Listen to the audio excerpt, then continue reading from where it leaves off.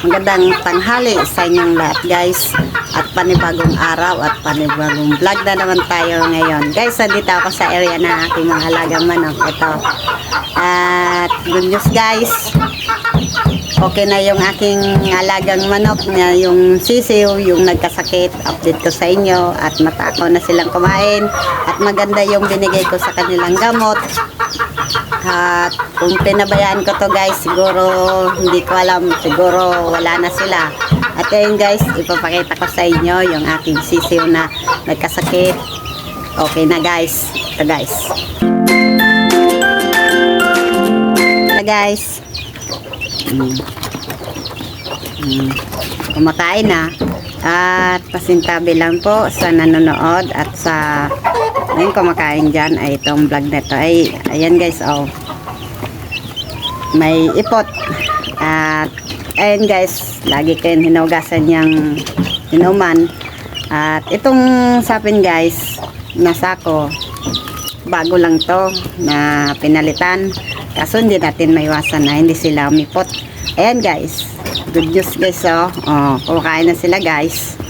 At ayan guys, masasabi ko guys sa inyo guys, okay yung aking pag-alaga sa kanila at yung pagpainom ko ng gamot. Wow! Tama. At ayan guys, nakasabi ko sa inyo, naka-recover na sila sa kanilang sakit. At maganda yung binigay kong gamot na sa kanila. Yun sinasabi ko sa inyo guys na 3 times a day. Umaga, tanghali, hapon yung bigay ko sa kanila. At 3 days silang hindi kumain. At ayan o, nag ano-ano na sila, kumakain na. At yung panlasa nila bumalik na. Kasi yung nagkasakit sila, diba? Tinimplahan ko sila ng gamot dyan, hindi nila pinapansin, hindi sila uminom. Kaya ang ginawa ko, idinire ko na lang sa bibig nila. Kaya guys, ganyan lang yung gawin nyo sa inyong mga sisiw. Pag alam nyong matamlay at gamutin nyo agad. Kasi guys, nung nag-vlog ako, matamlay na talaga yan. Kasi hindi natin maiwasan guys sa ating mga alagang manok na sila ay magkakasakit. At yan nga, nung simula nung nagkasakit yan, nagtatamlay, na parang nawalan din ako ng pag-asa na akala ko hindi sila gagaling.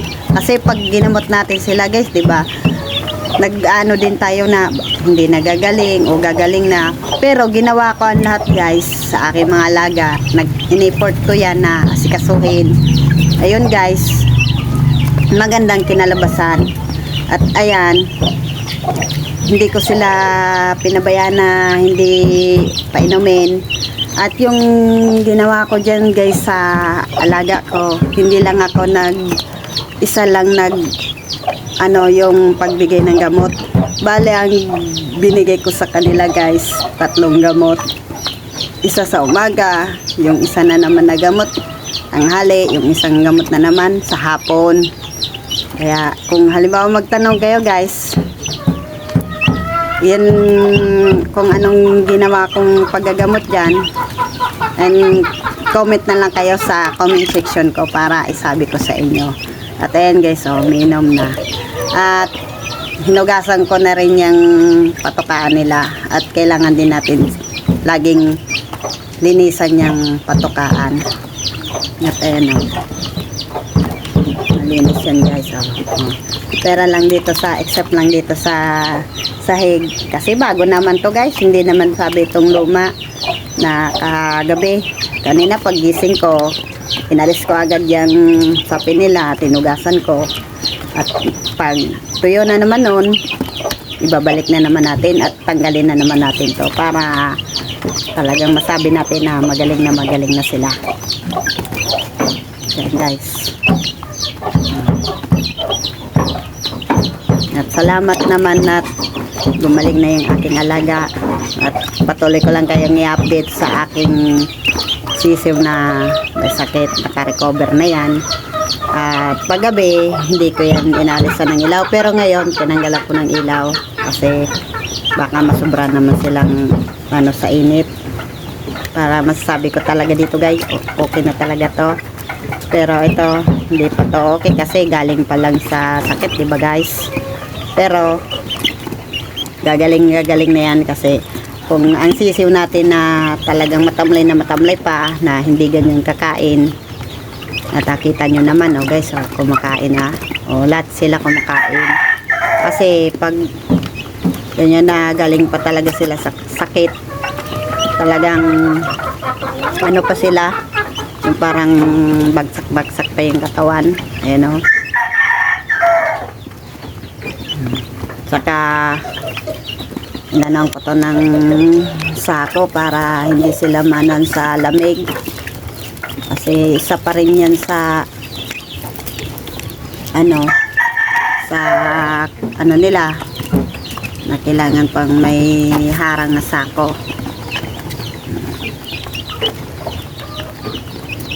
Yan guys, magaling na natin sisiw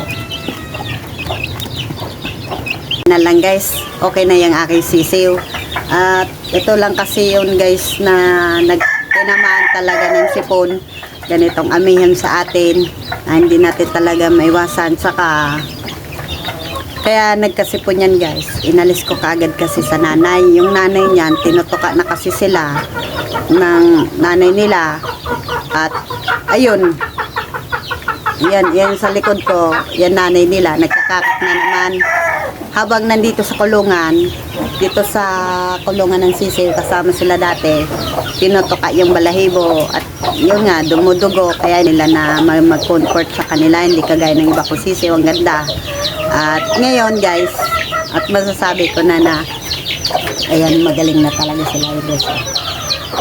Kaya guys, hanggang ano lang natin, bibigyan natin pa sila ng gamot, pero medyo okay na.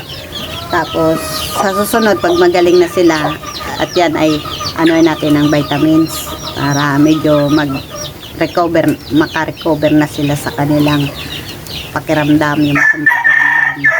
Kaya salamat ako guys. At ayun nga, hindi ko pinabayaan yung aking sisiw. At ayun, akala ko kasi nung una guys, nung bagsak na bagsak yan, akala ko talaga na hindi nagagaling. At parang nag-ano din ang isip ko na sana gumaling pa o ano, bahala na. Ayun, hindi ko pinabayaan. At ayun guys, dinirect ko yung gamot sa bibig nila. At alam nyo ba guys, yung ginawa ko, pakita ko sa inyo yung paano ko sinusubuan yung aking sisiw. Ito guys,